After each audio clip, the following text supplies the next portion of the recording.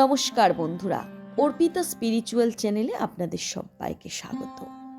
বন্ধুরা, জীবনের সবচেয়ে কঠিন সত্য কোনটি? মৃত্যু। কিন্তু এই মৃত্যু যখন অকালে আসে, তখন মানুষের মনে পাহাড় প্রমাণ প্রশ্ন জাগে। বিশেষ করে যখন আমরা দেখি একজন মানুষ যে সারা জীবন উপকার করলো, যার মনে কোনো প্যাঁচ ছিল না, যে কাউকে কখনো আঘাত করেনি, সে খুব অল্প বয়সে পৃথিবী ছেড়ে চলে গেল। অন্যদিকে যে মানুষটি সারা জীবন অধর্ম করলো, মানুষের ক্ষতি করলো, সে দিব্যি দীর্ঘায়ু ভোগ করছে। তখন আমাদের মনে ঈশ্বর এবং তার ন্যায় বিচারের প্রতি এক ধরনের আক্ষেপ তৈরি হয়। আমরা বলি, ঈশ্বর কি তবে সত্যিই নেই? থাকলে এমন অবিচার কেন হবে? সনাতন ধর্মের পবিত্র পুরাণ এবং শ্রীমদ্ ভগবদ গীতায় এই প্রশ্নের অত্যন্ত চমকপ্রদ এবং বিজ্ঞানসম্মত ব্যাখ্যা দেয়া আছে। আজ আমরা জানব কেন ভালো মানুষেরা তাড়াতাড়ি বিদায় নেয়, মানুষের জীবন কেমন হবে এবং তা আসলে কিসের ওপর নির্ভর করবে। ভগবান শ্রীকৃষ্ণ গীতায় বলেছেন, আমরা যেমন পুরানো কাপড় ছেড়ে নতুন কাপড় পরি, আত্মা তেমনি পুরনো শরীর ছেড়ে নতুন শরীর ধারণ করে। কিন্তু প্রশ্ন হলো, কাপড়টি যদি পুরনো না হয়, অর্থাৎ শরীর যদি যুবক থাকে, তবে কেন আত্মা তা ছেড়ে দেয়? পুরাণ অনুযায়ী মৃত্যু কোনো শাস্তি নয়, মৃত্যু হলো একটি প্রস্থান। ভালো মানুষের মৃত্যু কেন তাড়াতাড়ি হয়, তার পিছনেও চারটি কারণ আছে। হিন্দু শাস্ত্রে একটি শব্দ আছে, ঋণানম বন্ধ। প্রতিটি মানুষ এই পৃথিবীতে আসে কিছু ঋণ শোধ করতে। আমরা যে বাবা মা ভাই বোন বন্ধু পাই, তারা সবাই আমাদের পূর্বজন্মের কোনো না কোনো দেনা পাওনার সঙ্গে যুক্ত। অনেক সময় কোনো একটি অত্যন্ত উচ্চ স্তরের পুণ্যবান আত্মা পৃথিবীতে আসে কেবল একটি ছোট ছোট কর্মফল ভোগ করতে বা কাউকে কোনো শিক্ষা দিতে। তাদের কর্মের খাতা খুব ছোট হয়। ধরুন, একটি প্রদীপ খুব উজ্জ্বল হয়ে জ্বলছে, কিন্তু তাতে তেল অল্প। তেল ফুরিয়ে গেলেই প্রদীপটি নিভে যাবে। তেমনি একজন ভালো মানুষের এই জন্মের জন্য যেটুকু কর্মফল নির্দিষ্ট ছিল, তা যখন খুব দ্রুত শেষ হয়ে যায়, তখন ঈশ্বর তাকে আর এই মায়ার জগতে আটকে রাখেন না, তিনি তাকে তার নিজের কাছেই ফিরিয়ে নেন। আমরা যাকে অকাল মৃত্যু বলে শোক করি, ঈশ্বরের দৃষ্টিতে সেটি হলো কাজ শেষ করে বাড়ি ফেরা। পুরাণ মতে বর্তমান সময়টি হলো কলিযুগ। এই যুগে অধর্মের প্রভাব সবচেয়ে বেশি। একজন ভালো মানুষ যখন এই কুলসিত পৃথিবীতে থাকেন, তখন প্রতি মুহূর্তে তার পবিত্র আত্মা দগ্ধ হয়। ঈশ্বর যখন দেখেন যে তার কোনো এক প্রিয় ভক্ত এই পৃথিবীর নোংরামিতে লিপ্ত হয়ে নিজের পুণ্য হারাতে পারেন, অথবা ভবিষ্যতে তার জীবনে এমন কোনো বিপর্যয় আসতে পারে যা তিনি সহ্য করতে পারবেন না, তখন ঈশ্বর কৃপা করে তাকে আগেভাগেই তুলে নেন। এটি আসলে ঈশ্বরের এক ধরনের নিরাপত্তা বেষ্টনী। ঈশ্বর চান না তার প্রিয় সন্তান এই কলিযুগের বিষে নীল হয়ে যাক। তাই তিনি তাকে একটি ভালো শরীর এবং আরও উন্নত জীবন দেওয়ার জন্য সরিয়ে নেন।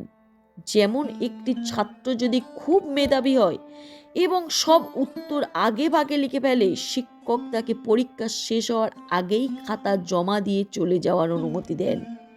ভালো মানুষেরাও তেমনি জীবনের পরীক্ষায় দ্রুত উত্তীর্ণ হয়ে যান। পুরাণে এবং ইতিহাসে এমন অনেক উদাহরণ আছে যারা খুব অল্প বয়সে মারা গেছেন, কিন্তু হাজার বছরের কাজ করে গেছেন। শঙ্করাচার্য, তিনি মাত্র ৩২ বছর বেঁচেছিলেন। এই সামান্য সময়ে তিনি সারা ভারত ভ্রমণ করেছেন, 4টি মঠ স্থাপন করেছেন এবং অদ্বৈত বেদান্তকে পুনরুত্থিত করেছেন। 32 বছর বয়সে যখন তার কাজ শেষ হলো, তখন তিনি হিমালয়ে মহাপ্রয়াণ করলেন। দ্বিতীয় স্বামী বিবেকানন্দ, তিনি জানতেন তার কাজ শেষ। তিনি মাত্র ৩৯ বছর বয়সে দেহত্যাগ করেছিলেন। তিনি বলেছিলেন, আমি 40ও পেরোব না। এই মহাপুরুষেরা আমাদের শেখান যে জীবনের সার্থকতা বছরের সংখ্যায় নয়, বরং কর্মের প্রভাবে। ভালো মানুষেরা প্রদীপের মতো, তারা খুব দ্রুত জ্বলেন এবং চারপাশ আলোকিত করে নিভে যান। তাদের মিশন বা উদ্দেশ্য সফল হওয়া মাত্রই তারা ফিরে যান পরমধামে। অনেক সময় আমরা মৃত্যুকে অভিশাপ মনে করি, কিন্তু পুরাণ একে মোক্ষ বা মুক্তির দ্বার বলে। কল্পনা করুন, একজন অত্যন্ত ভালো মানুষ যিনি বৃদ্ধ বয়সে এমন এক রোগে আক্রান্ত হলেন যেখানে তিনি বিছানা থেকে উঠতে পারছেন না, কেউ তার সেবা করছে না। ঈশ্বর তার প্রিয় ভক্তকে এমন অবমাননাকর পরিস্থিতি থেকে বাঁচাতে চান। ঈশ্বর যখন দেখেন যে ভবিষ্যতে এই ভালো মানুষটি কোনো বড় অপমানের সম্মুখীন হতে পারেন বা কোনো কঠিন রোগে ধুঁকতে পারেন, তখন তিনি পরম করুণায় তাকে অকালে তুলে নেন। এটি আসলে একটি দৈব সুরক্ষা। আমাদের মনে হয় অকাল মৃত্যু, কিন্তু ঈশ্বরের কাছে এটি হলো তার প্রিয় সন্তানকে পরবর্তী যন্ত্রণা থেকে রেহাই দেয়া।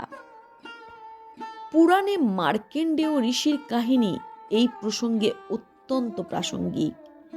ঋষি মার্কেন্ডেয় এক পুত্র চেয়েছিলেন। ভগবান শিব তাকে দুটি বিকল্প দিলেন, হয় গুণহীন দীর্ঘায়ু পুত্র নাও, নয়তো এক অত্যন্ত গুণবান ও ধার্মিক পুত্র নাও যার আয়ু হবে মাত্র 16 বছর। ঋষি মিকান্ডু গুণবান পুত্রই বেছে নিলেন। 16 বছর পূর্ণ হওয়ার দিনে যমরাজ যখন মার্কেন্ডেয়কে নিতে এলেন, বালক মার্কেন্ডেয় শিবলিঙ্গ জড়িয়ে ধরলেন। স্বয়ং মহাদেব আবির্ভূত হলেন এবং যমরাজকে নিরস্ত করলেন। কেন শিব এই 16 বছরের আয়ু দিয়েছিলেন? কারণ 16 বছর বয়সে মার্কেন্ডেয় আধ্যাত্মিকতার চরম শিখরে পৌঁছে গিয়েছিল। তার আর এই পৃথিবীতে প্রয়োজন ছিল না। এই কাহিনী আমাদের শেখায় জীবনের গুণগত মানেই শ্রেষ্ঠ। পুরাণে বলা হয়েছে জীবনের সার্থকতা তার দীর্ঘকতায় নয়, বরং তার গভীরতায়। আপনি 100 বছর বেঁচে থাকলেন কিন্তু পৃথিবীর কোনো উপকার করলেন না, তার চেয়ে 30 বছরের একটি সার্থক জীবন অনেক বেশি মূল্যবান। ভালো মানুষরা তাদের কর্মের তীব্রতা দিয়ে অল্প সময়েই তাদের লক্ষ্য পূরণ করে ফেলেন। এবার আসা যাক, মানুষের জীবন কেমন হবে তা কিসের ওপর নির্ভর করে? হিন্দু পুরাণ অনুযায়ী এর 3টি প্রধান স্তম্ভ। 1. প্রারব্ধ কর্ম। এটি হলো আপনার পূর্বজন্মের সেই কর্মফল যা এই জন্মে আপনার ভাগ্য হিসাবে নির্ধারিত হয়ে গেছে। আপনার জন্ম কোথায় হবে, আপনি কতটা ধনের অধিকারী হবেন এবং আপনার আয়ু কত, তা প্রারব্ধ দ্বারা নিয়ন্ত্রিত। 2. ক্রিয়মান কর্ম। এটি হলো আপনার বর্তমানের কর্ম। ঈশ্বর মানুষকে বিবেক দিয়েছেন। আপনার ভাগ্যে দারিদ্র্য থাকতে পারে, কিন্তু আপনার বর্তমানের পরিশ্রম এবং সৎ চিন্তা সেই ভাগ্যকে বদলে দেওয়ার ক্ষমতা রাখে। শ্রীকৃষ্ণ গীতায় অর্জুনকে সব জ্ঞান দেওয়ার পর বলেছিলেন, তোমার যা ইচ্ছে তাই করো। অর্থাৎ ঈশ্বর আমাদের পথ দেখান, কিন্তু শেষ পর্যন্ত আমাদের জীবন আমাদের এই সিদ্ধান্তের ওপর নির্ভর করে। 3. সংস্কার। আপনার চিন্তা এবং অভ্যাস আপনার জীবন নির্ধারণ করে। পুরাণ বলে, যাদৃশী ভাবনা যস্য সিদ্ধি ভবতি তাদৃশী। অর্থাৎ আপনার ভাবনা যেমন হবে আপনার জীবনের গতিও তেমন হবে। আপনি যদি ভালো মানুষ হন তবে আপনার প্রারব্ধ কর্ম শুভ হবে, আর যদি অকালে মৃত্যু আসে তবে জানবেন আপনি আসলে একটি সেট পুরনো পোশাক ছেড়ে নতুন এক দিব্য জীবনের দিকে যাত্রা করছেন। মৃত্যু যদি অনিবার্যই হয়, তবে আমরা কেন ভয় পাই? ভয় পাই কারণ আমরা ভাবি সব শেষ হয়ে গেল। কিন্তু পুরাণ আমাদের অভয় দেয়। ভালো মানুষের মৃত্যু মানে হলো এক সেট পুরনো পোশাক ছেড়ে এক সেট দিব্য পোশাক পরিধান করা। শ্রীমদ্ ভাগবত পুরাণ অনুযায়ী যারা ভগবানের চরণে নিজেদের সঁপে দিয়েছেন, তাদের জন্য মৃত্যু হলো একটি অন্ধকার সুড়ঙ্গের পর এক উজ্জ্বল আলোর জগৎ।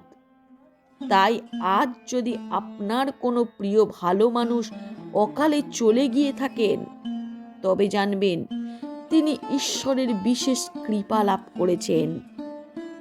তিনি তার জীবনের পাঠ শেষ করে উচ্চতর কোনো লোকে যাত্রা করেছেন। শোক না করে তার আদর্শকে নিজের জীবনে গ্রহণ করুন। ভালো মানুষেরা কখনো মরে না, তারা আমাদের স্মৃতিতে এবং তাদের কর্মে অমর হয়ে থাকেন। নিজের কর্মকে শুদ্ধ করুন, কারণ দিন শেষে আপনার সাথে কেবল আপনার কর্মফলেই যাবে। বন্ধুরা, আপনার জীবনে কি এমন কোনো মানুষ ছিলেন যিনি খুব অল্প বয়সে মারা গেছেন?